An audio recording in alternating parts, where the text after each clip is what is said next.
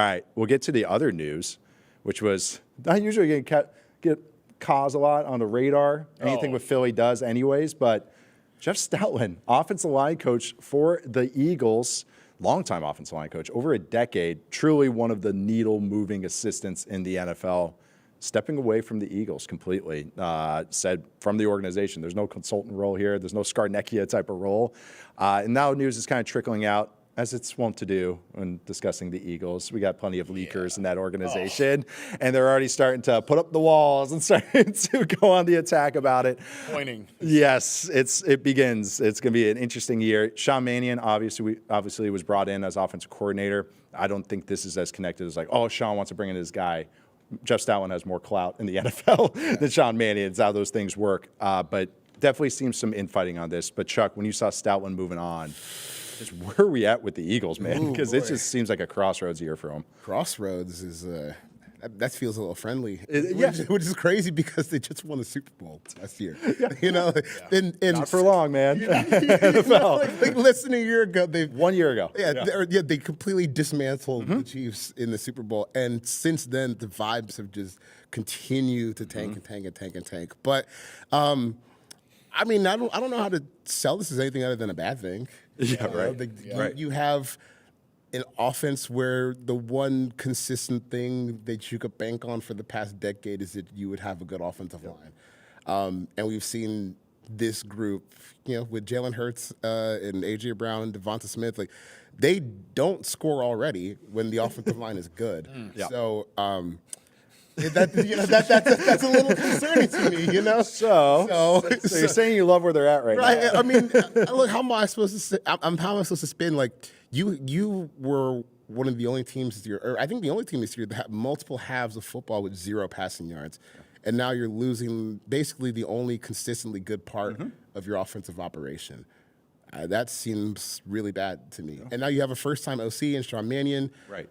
Like, who knows what that offense even looks like? It's probably going to end up looking the same as it always does. But now you don't have like your dad to lean on. There's no one at the bank to help you cash out these checks that you're trying to draw. So tough times for the Eagles. I think this is going to be a pretty rough season for them. Yeah, for some coaches, it's just like, okay, to move on. Like this what they brought in or want to bring in.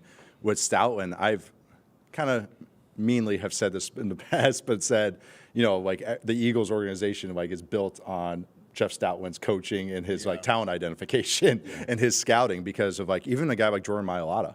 Yeah, that's seriously. Everybody wants to do a Moneyball version. This is Moneyball, and the NFL's version of it is good coaching. Yeah, because what they're paid compared to players, they can get more of a boost of developing these guys. But same with you, Matt. Kind of the same feelings. Like, where are you feeling with the Eagles right now? We already got the Sirianni who had his fingers in this offense. Yeah. Which again, he's the boogeyman. It seems like for everyone in Philly. But yeah, where are you at with it? They got to get Patullo's name in there too. Yes. Yes. Sirianni, Patullo started meddling with the run game and pushing.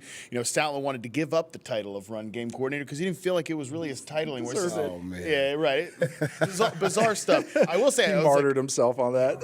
I was a little mad at myself for not thinking that this could happen earlier because part of, there's always why does nobody want to take this Eagles offensive coordinator job? And I don't even know how true that was, but that was the talking point. It was, is it Jalen Hurts? Guys. Right. Is it? Yeah. They interviewed a lot of guys. Cast a wide net, as they say. Yes. So they interview all these people. And, a lot of folks turn them down. Is it the quarterback? Is it the Jalen Hurts sort of particularness of it all? The other thing I did wonder is you pretty much do have a guy in Jeff Stoutland who designs the run game. You got to be pretty flexible to bring that in, but it sounds like he was already going to be on his way out anyways. So I don't even know how much that had, an influence here. And the other part of this too is that Green Bay's run game, where Sean Mannion's coming from, he's bringing over the wide receivers coach, former wide receiver coach Ryan Mahaffey is now going to be the run game coordinator, tight ends coach. Because he has an O-line background. Because he has an O-line background, which, by the way, there's been a lot of shout out to the conspiracy theorists in the Reception Perception Discord. There's been a big theory that he's been the problem for the Green Bay receivers, hitting a wall here because he doesn't have a receiver background. So this is a guy that's been mentioned. But two of the most improved players in the NFL this year, I know. Romeo Dobbs. It was more of a talking point last off season. I think we can put to bed that conspiracy theory and many others. Fans are funny, man. Fans are funny. You got to, hey, listen, they're engaged in the off season. Yeah. Keeping the lights on, buddy. Well, because it's funny because based on the some of the stuff I was reading, you would think that Grant Udinsky was the mastermind behind like 4 NFL franchises. Oh, totally.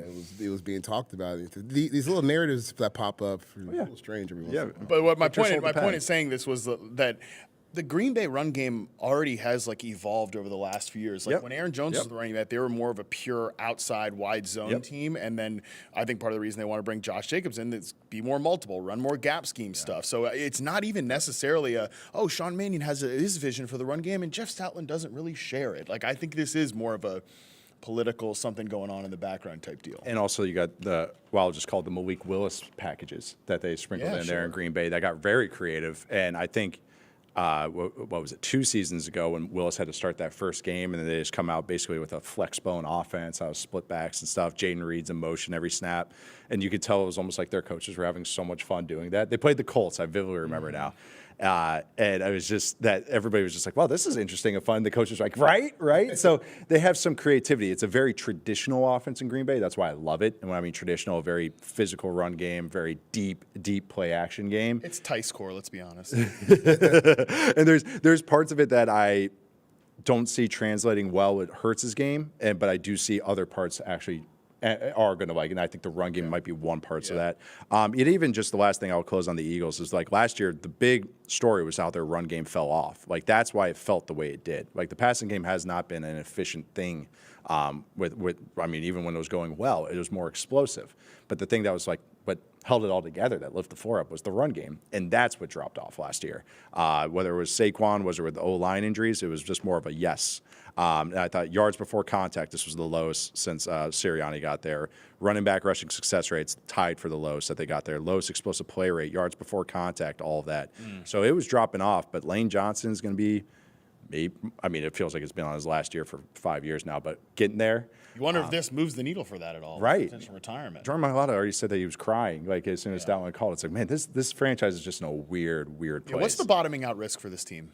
High. Okay. Very high. Yeah. High. Yeah, because There's your headline. again, you got a new OC, and like the theory of having a new OC and you have a stalwart O-line coach there is that like that pairs well together. Okay, he can kind of be your safety bed, like okay, safety net for anything that goes wrong, kind of like lift the floor up the whole offense. And now it's just like a brave new world, which is like, I don't know. This is the thing that's been most consistent with this team, and it just doesn't feel that way anymore.